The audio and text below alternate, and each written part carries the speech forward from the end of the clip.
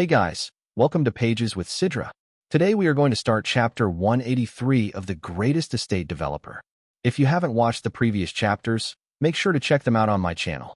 Now, without any delay, let's dive into the chapter. As the chapter begins, we see a dragon soaring through the sky. Riding on its back are Lloyd and Javier. Javier turns to Lloyd and asks, "Where are you going in such a hurry all of a sudden? Do you have some business in the Mermaid Kingdom or something?" Lloyd replies firmly, "You'll understand when we get there. But before that, there's something I must make absolutely clear. No matter what happens, do not draw your sword.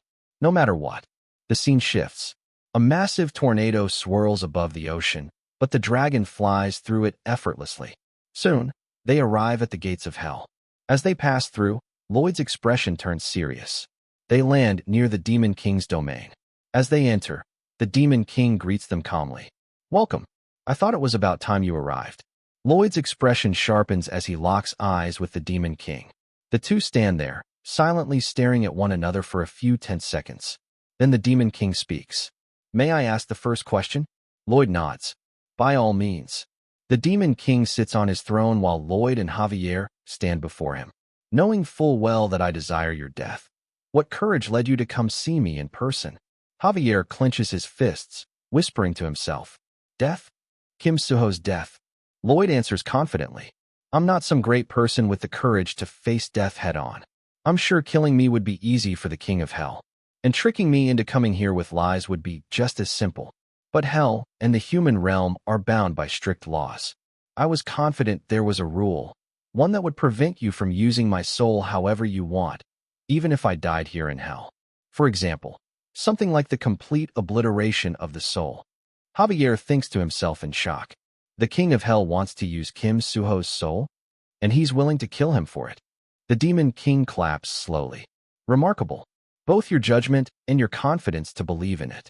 That's exactly why I want you." Lloyd smirks. "But isn't the age gap between us a little too wide?" The Demon King chuckles. "And that kind of nerve is exactly what made me fall for you. Now then, isn't it time you resolved your own curiosity?" Lloyd asks, "I'm human.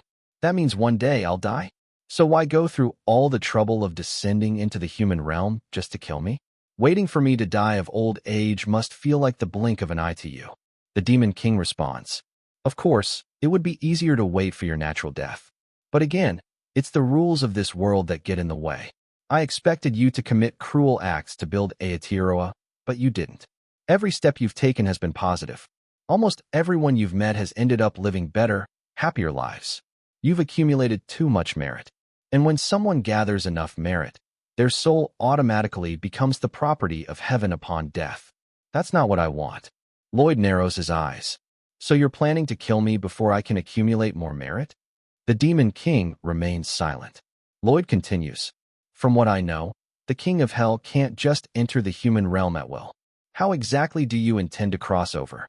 The Demon King replies coldly, "That's where my kindness must end. I'm sorry, as you've probably guessed. I'm not exactly a great person either." Lloyd shakes his head. "You don't need to apologize. I'll figure it out on my own." The Demon King sighs. "You really do have a strong will to live. From now on, you'll be fighting against the restoration phenomenon of fate until your final breath, all while I'm after your soul.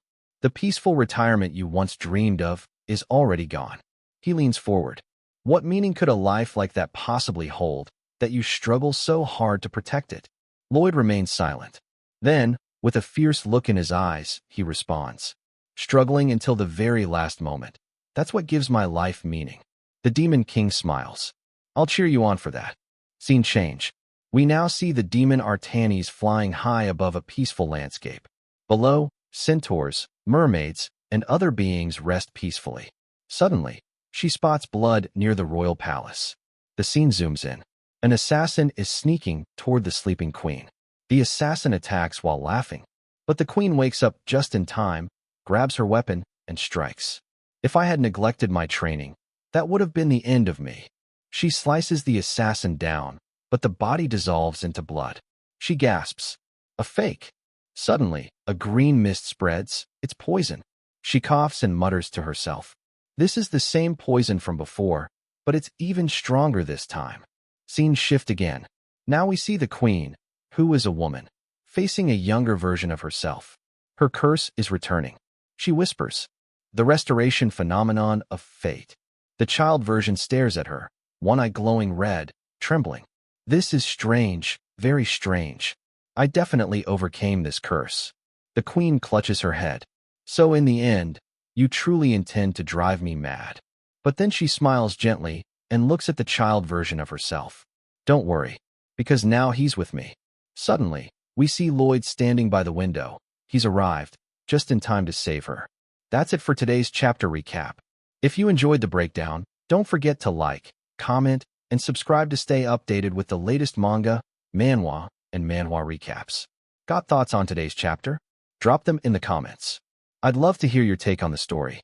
See you in the next one. Until then, keep turning the pages.